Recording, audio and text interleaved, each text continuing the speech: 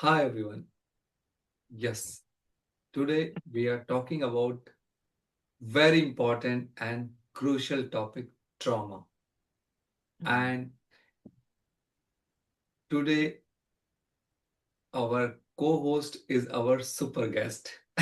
And Yay! yes, and yes, today is happy Halloween day. So happy Yeah. Halloween day. Yeah. And Betska giving me so much in insight from her experience and journey. So Mm. let's continue our conversation, Betska. Okay. Great. Yes. So I'm asking you my next question. This is again very simple but very important, and it's not Mm. simple question. Mm. How? Because this is awareness and information for everyone. How common is trauma? I know, Raj. We need to acknowledge how common it is. So I'm going to quote the World Health Organization because most people know them, the WHO, and they have said that about 70% of people worldwide have experienced a traumatic event at least once. About 5% of these people will go on to develop PTSD or post traumatic stress disorder. 5%. Um, I think it's more. It depends on how you identify or define PTSD, but discussion for another day. And about 4% of the world's population has experienced PTSD at some point in their lives. And again, it could be war, it could be sexual abuse, it could be abuse in the workplace, being passed up for a job, all of that, very, very traumatic. So the risk of developing PTSD varies based on the trauma. And it's more common, of course, among women and people exposed to violent conflict or war. And it's especially high after sexual violence. And again, I don't want to get into that discussion of PTSD, but I think if you've gone through any kind of major trauma, it's PTSD, you know, any kind of trauma. Now, according to the Center for Diseases Control and Prevention, CDC, adverse childhood experiences, they call them ACEs, potentially traumatic events that occur in childhood, are common. That's what I really want to say. About 64% of adults surveyed across, excuse me, Yeah. 25 states reported experiencing at least one ACE, such as violence, abuse, neglect, or substance abuse issues in the home. So this is big. 2/3 My of God. the planet has experienced adverse childhood experiences that could be traumatic. So, and what's interesting is that women and some ethnic minority groups have a greater risk of experiencing 4 or more of these ACEs. Now, you and I have talked about this a lot of patterns. You know, when I work with people, we will find those patterns that, and they could be patterns from past lives. They could be patterns within this lifetime. It could be generational patterns. And we find those and we have to chop them. We have to cut that cord, if you will. So thank you. Okay. So my next question. This is Mm-hmm. again very interesting. Talk to Mm-hmm. us about blocked emotions. Okay. Because So, this is really horrible, and yeah. some people become sometimes dangerous also, and sometimes Mm-hmm. they become very, they take big disease because they are Mm. suppressing. Mm-hmm. So please explain That's us. that's a really good point. You made me think about prisoners. People who've landed up in prison, and and they often are violent, and kill people because of that blocked emotion, and it has never been dealt with. They're angry, for example, right? Or they're frustrated, right? They don't feel loved. I mean, the whole wide range of emotions. But so that blocked emotion, whether it's someone in prison or whether you're a corporate leader, a stay-at-home mom or dad, or a child. I'm working with people right now, families right now, where the 3-year-old was sexually abused by the father. Oh my gosh. And again, it needs spiritual healing. It needs to be healed on a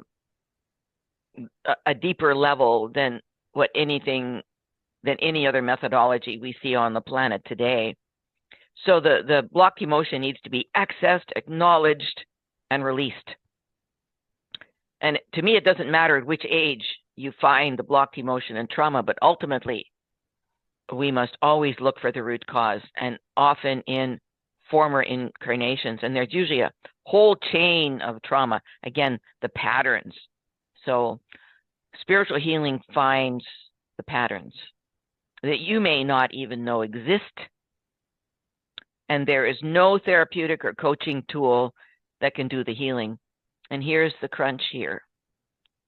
That healing can only be done by God. So it takes the ego out of the coach, takes the ego out of the therapist or psychologist or whatever. Right. Only God can do that healing. So please hear me, folks. You need to have someone who can help you access that God-loving power to heal it. And I'm really wondering, why do we attract trauma into our lives? That is again very interesting. What is the reason? Well, trauma comes with a gift and some gifts. Once the trauma is released, the gift surfaces, right? The learning. We always ask that question. So after the trauma has been released and the emotions have been released, we'll say to them, well, what did you learn from this experience? And so, for example, I had one client who suffered tremendous, almost debilitating pain in the head, the back of the head. They had severe stabbing pain every 5 minutes or so in the back of their head. And they did CAT scans. They had medical tests that showed everything was normal. Blood tests, urine tests, everything was normal. CAT scans, normal. However, using spiritual healing techniques, we discovered that they had refused to look at the financial issues in their lives, and that it had been a pattern of financial issues from lifetime to lifetime, and also in this lifetime. Once we discovered that subconscious cause of the pain went away permanently. It's never come back by the grace of God. So we attracted to learn some things. So that client needed to learn that what was causing their pain. So now they can probably look at other pain in their body and say, okay, I need to address it. I need to find the root cause of that as well. I could go on forever, but does that answer your question? So how do we heal trauma? Aha. First of all, everybody needs to know that there are traces of trauma in all of our cells. So this work we do on a cellular level, and then also in the electromagnetic field of the client. So again, if it's a body pain here, or if it's a cancer somewhere, or even joint pain, we need to send light into the cells and ask God to take out the traces of trauma in all those cells and fill them with light and love. And for the individual and the collective, to heal. But before we can even work with that higher power to do it, the spiritual healer has to ask questions and help the client find the memories and heal the emotions. However, so one method, for example, it was developed by Clemens Kubi, some people say he was paralyzed from head to toe. And other people say, no, he just had a spinal injury. But anyway, he had trouble walking. And so he developed this system I'm about to share with you in order to get healthy again. And it's remarkable. What he taught us to do is to rewrite the screenplay. So he went inside and he saw what caused the paralysis, etc. And then instead of seeing that event as negative, he rewrote it into a positive way. You see?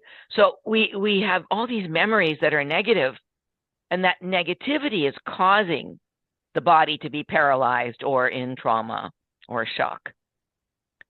So we do that with our clients. We rewrite the screenplay so that whatever was, first of all, we have to find out what is it? What are those memories? What's the pattern, right? And then we rewrite the story. We rewrite the story so it's positive. And then we need to take that story, the positive story, and put it into the future so the client can manifest it, right? By the grace of God. So that's a really cool one. And then another one that I did yesterday was a client. It's called blindfolds.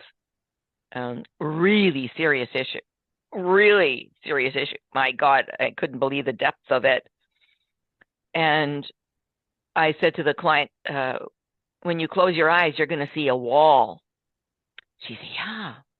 It's a really big wall, very tall, very long wall. And whoever traumatized my client and re-traumatized my client had put up this wall. They did not want her to heal. They didn't want her to do the work that she's doing. So the subconscious mind will often tell us who put the wall there. We should know maybe who put the wall there. And oh my God, it was a huge hour-long conversation of who put that wall there. It's like, if you curse someone, that wall could go up. They put a wall in front of you. It's a curse so that you can't do anything. You are traumatized. You are stuck. People in business find that. If you're in business and your business is stuck, guaranteed it's trauma.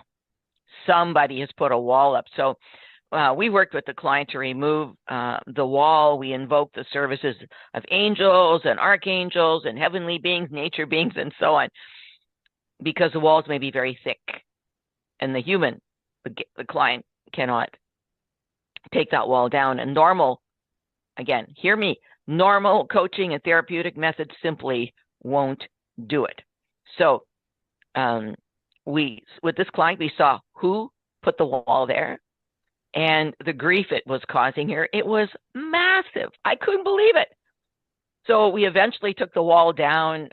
It had been there for many generations, many lifetimes.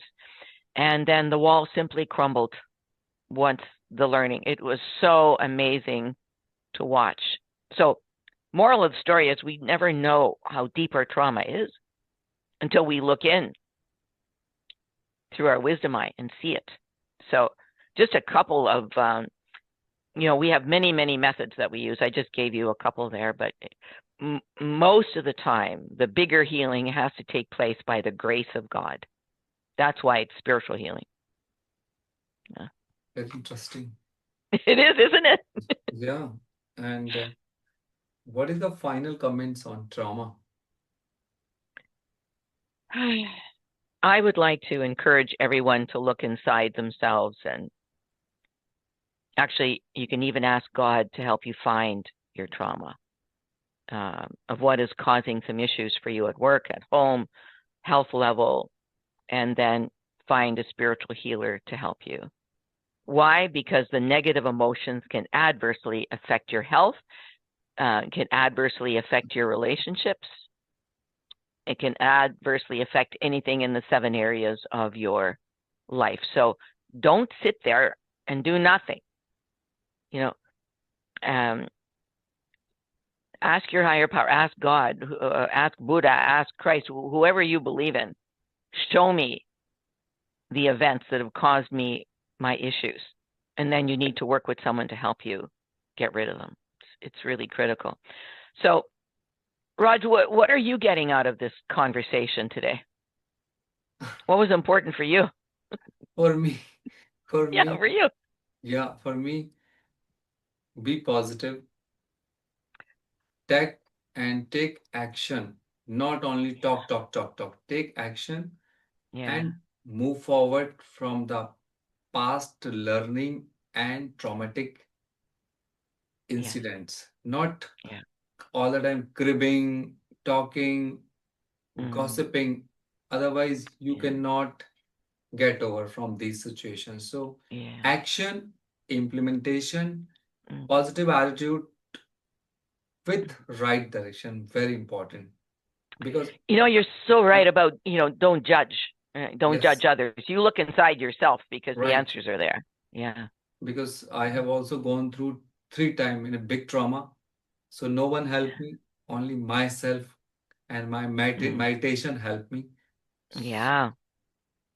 Mm, get over from these tough and very tough situation. Not that time was not yeah. easy, I know. Yeah. For So sure. we are like I have read one article. This is my body, this is your body, this is my life, this is your life. So we are responsible and accountable for ourselves. We cannot, I Yeah. cannot blame you. I cannot blame you. I cannot abuse you. I cannot accuse you. You're not giving me money. You're not giving me this, that, blah, blah, blah. No, it's my responsibility to move Mm, forward. This is very yeah. important for growth. I have It learned. is. Thank you. And one last thing I want to say to our viewers here is that these spiritual healing sessions can be a lot of fun. Yes. We do our best to make it light because guess what? You're about to get rid of your trauma. So we want to celebrate that. And anyway, we have so many methods, and they're just a lot of fun. So please join us. Please Thank do you your so healing. much. Thank you, Thank Betska, you. for your Thank beautiful insight and important you. insight. And thank you Yeah. for your very valuable time. And So, thank you for your love, Raj. I love you, love you, love you. love Mwah! you Big too. hugs.